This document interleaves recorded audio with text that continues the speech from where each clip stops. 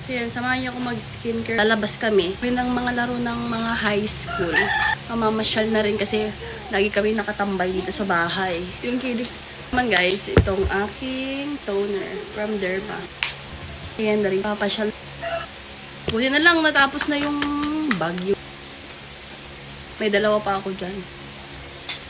Dati noon hindi ako nagsa-sunscreen. Pero ngayon, maganda mag-sunscreen guys. Kasi bumodel ako. Hindi nga rin ako nag-i-skincare nun eh. Pero ngayon natuto na ako mag-skincare ngayong may anak na ako.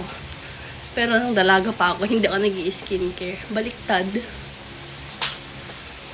Maglagay rin tayo itong acne spot gel. Maglalagay tayo sa kilikili natin. Ang tagal ko rin din naglagay nito kasi tinatamad ako. Dito lang naman ako sa bahay. Pero pumuti yung kilikili natin guys. Napuputi pa siya. Kailangan consistent yung paglalagay mo dito kung gusto mong pumuti yung kilikili. Kasi ako pag alabas lang, tsaka lang ako naglalagay. Tinatamad kasi ako. Spray natin para hindi mangamoy yung kilikili natin. Lotion din tayo. Magsusuklay na tayo. Don't worry guys, magbabra ako. Lalagay ako ng bra. Nipple tape. Ayan, yun lang. Bye! See you again in my next vlog.